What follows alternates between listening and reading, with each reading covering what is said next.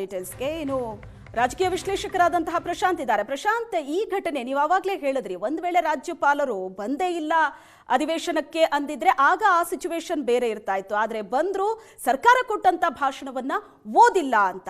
So ಈ ಹಂತದಲ್ಲಿ ಕಾನೂನಾತ್ಮಕವಾಗಿ ಮುಂದೆ ಹೆಜ್ಜೆ ಇಡುವಂತಹ ಸಾಧ್ಯತೆ ಇದೆಯಾ? ಯಾಕಂದ್ರೆ ನೀವು ಆವಾಗ ಹೇಳಿದ್ರಿ, ಪಶ್ಚಿಮ ಬಂಗಾಳದಲ್ಲಿ 1966 ಇನ್ಸಿಡೆಂಟು, ಇಂಥದ್ದೇ ಒಂದು ಪ್ರಕರಣದಲ್ಲಿ ಕೋಲ್ಕತ್ತಾ ಹೈಕೋರ್ಟ್ ಆಗ ಹೇಳಿದ್ದು ಇದು ರಾಜ್ಯಪಾಲರ ಸಾಂವಿಧಾನಿಕ ಕರ್ತವ್ಯ, ಇದನ್ನ ನಿರಾಕರಿಸೋ ಹಾಗಿಲ್ಲ ಅಂತ. ಸೊ ಅದನ್ನ ಇಲ್ಲಿ ಅಪ್ಲೈ ಮಾಡ್ಬೋದಾ? ನೋಡಿ, ಈಗ ರಾಜ್ಯಪಾಲರು ಅನೇಕ ಬಾರಿ ಬಿಲ್ಗಳನ್ನು ತಮ್ಮ ಬಳಿ ಇಟ್ಕೊಂಡಿರ್ತಕ್ಕಂಥ ಸಂದರ್ಭದಲ್ಲಿ ತಮಿಳುನಾಡಿನ ಪರಿಸ್ಥಿತಿಯಲ್ಲಿ ತಮಿಳುನಾಡು ಸರ್ಕಾರ ಸುಪ್ರೀಂ ಕೋರ್ಟ್ಗೆ ಹೋಯಿತು. ಸುಪ್ರೀಂ ಕೋರ್ಟ್ ಅದಕ್ಕೆ ಕೆಲವು ಗೈಡ್ಲೈನ್ಸ್ಗಳನ್ನು ಹೇಳಿತು. ಎಷ್ಟು ದಿನ ಹೇಗೆ ಇಟ್ಕೊಳ್ಬೋದು, ನೀವು ರಾಷ್ಟ್ರಪತಿಗಳಿಗೆ ಕಳಿಸ್ಬೇಕಾದ್ರೆ ಎಷ್ಟು ದಿನ, ಎಲ್ಲವನ್ನು ಕೂಡ ಒಂದು ಗೈಡ್ಲೈನ್ಸ್ ಬಂತು. ಈಗ ಭಾಷಣದ ಸಂದರ್ಭದಲ್ಲೂ ಕೂಡ ಪದೇ ಪದೇ ಈ ರೀತಿಯ ಘಟನೆಗಳು ನಡೆದಾಗ ಅಂತಿಮವಾಗಿ ಪ್ರಶ್ನೆ ಬರುತ್ತೆ, ಡಿಸ್ಕ್ರಿಷನರಿ ಪವರಲ್ಲಿ ನೀವು ಒಮಿಷನ್ ಕೂಡ ಡಿಸ್ಕ್ರಿಷನರಿ ಪವರಾ ಅಂತಕ್ಕಂಥ ಒಂದು ಪ್ರಶ್ನೆ ಬರುತ್ತೆ. ಕಾನ್ಸ್ಟಿಟ್ಯೂಷನ್ ಎಲ್ಲೂ ಅದರ ಬಗ್ಗೆ ಹೇಳಿಲ್ಲ. ಕಾನ್ಸ್ಟಿಟ್ಯೂಷನ್ ತುಂಬ ಮುಗುಮ್ಮಾಗಿದೆ. ಕಾನ್ಸ್ಟಿಟ್ಯೂಷನ್ ಏನು ಹೇಳುತ್ತೆ, aid and advice of the ಕ್ಯಾಬಿನೆಟ್ನ ಆಧಾರದ ಮೇಲೆ ಅವರು ಸ್ಪೀಚನ್ನು ಬರೀತಾರೆ, ಇವರು ಸ್ಪೀಚನ್ನು ಓದಬೇಕು, ಓದೋದು ಮ್ಯಾಂಡೇಟ್ರಿ ಅಂತಕ್ಕಂಥದ್ದನ್ನು ಹೇಳಿದೆ. ಆದರೆ ಬದಲಾದ ಪರಿಸ್ಥಿತಿಯಲ್ಲಿ ಈಗ 1947, 48, 49ರಲ್ಲಿ ಏನು ಈ ಚರ್ಚೆ ನಡೀತು ಕಾನ್ಸ್ಟಿಟ್ಯೂಂಟ್ ಅಸೆಂಬ್ಲಿಯಲ್ಲಿ, ಆಗ ಈ ಪರಿಸ್ಥಿತಿಯ ಬಗ್ಗೆ ಚರ್ಚೆ ಇರಲಿಲ್ಲ. ನಾಳೆ ರಾಜ್ಯ ಸರ್ಕಾರಗಳು ಕೇಂದ್ರ ಸರ್ಕಾರದ ವಿರುದ್ಧ ಒಂದು ತೊಡೆ ತಟ್ಟಿದಾಗ ಬರಿತಕ್ಕಂಥ ಭಾಷಣವನ್ನು ರಾಜ್ಯಪಾಲರು ಓದಬೇಕೋ ಬೇಡವೋ ಅಂತಕ್ಕಂಥದ್ರ ಬಗ್ಗೆ. ಹೀಗಾಗಿ ಕಾನ್ಸ್ಟಿಟ್ಯೂಷನ್ ಎಲ್ಲೂ ಕೂಡ ಇಲ್ಲ, ಅದು ರಾಜ್ಯಪಾಲರ ಪ್ರಿರೋಗೇಟಿವ್ ಅಂತಕ್ಕಂಥದ್ದನ್ನು ಹೇಳಿಲ್ಲ. ಆದರೆ ಪೂರ್ತಿ ಭಾಷಣವನ್ನು ಓದದೇ ಇರುವ ಅಥವಾ ಕೆಲ ಅಂಶಗಳನ್ನು ಬಿಡುವ ಅಧಿಕಾರ ರಾಜ್ಯಪಾಲರಿಗೆ ಉಂಟಾ ಇಲ್ವಾ ಅಂತಕ್ಕಂಥದ್ದು ಅಗೇನ್ ಕೋರ್ಟ್ಗಳೇ ಡಿಸೈಡ್ ಮಾಡಬೇಕಾಗತ್ತೆ. ಅಥವಾ ಇದನ್ನೀಗ ರಾಜ್ಯಪಾಲರ ವಿವೇಚನಾ ಅಧಿಕಾರ ಅಂತಕ್ಕಂಥದ್ದು ರೀತಿಯಲ್ಲೂ ವ್ಯಾಖ್ಯಾನ ಮಾಡಲಿಕ್ಕೆಲ್ಲೂ ಅವಕಾಶ ಇಲ್ಲ. ಆ ದೃಷ್ಟಿಯಿಂದ ಇದೊಂದು ಹೊಸ ಬೆಳವಣಿಗೆ.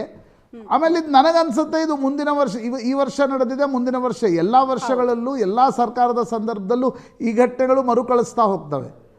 ಆಗ ಒಂದು ಅಂಡರ್ಲೈನಿಂಗ್ ಫ್ಯಾಕ್ಟರ್ ಕೋರ್ಟ್ಗಳು ಹೇಳಬೇಕಾಗತ್ತೆ, ರಾಜ್ಯಪಾಲರಿಗೆ ಒಮಿಷನ್ ಮಾಡುವ ಅಥವಾ ಇಷ್ಟನ್ನೇ ಓದುವ ಅಧಿಕಾರ ಇದೆಯಾ ಇಲ್ವಾ ಅಂತಕ್ಕಂಥದ್ದು. ಅಥವಾ ಅದು ರಾಜ್ಯಪಾಲರ freedom of speech and expression ಬರುತ್ತಾ? ಯಾಕಂದರೆ ನೀವು ಯಾರೂ ಕೂಡ ಇಲ್ಲ ಇದನ್ನು ಓದಲೇಬೇಕು ಅಂತಕ್ಕಂಥದ್ದನ್ನ ಹೇಳಕ್ಕೆ ಸಾಧ್ಯ ಆಗಲ್ಲ.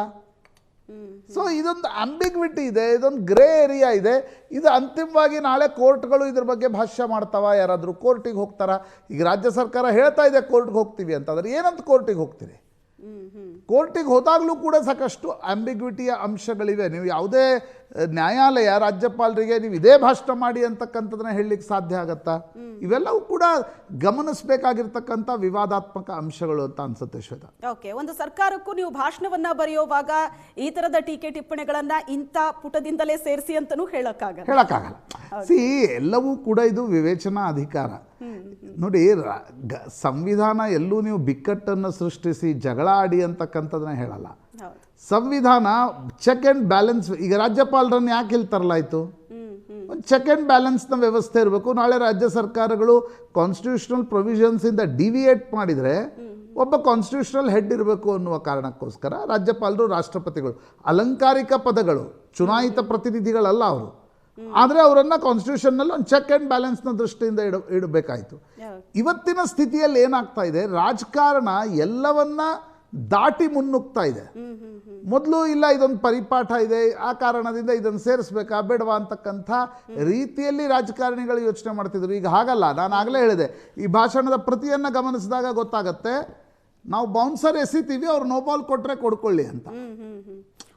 ಬೌನ್ಸರ್ ಎಸಿತೀವಿ. ಕರ್ನಾಟಕ ಪಾಲಿಟಿಕ್ಸ್ ನಲ್ಲಿ ಹೊಸ ಮುನ್ನುಡಿ ಇದು ನಿಶ್ಚಿತವಾಗಿ.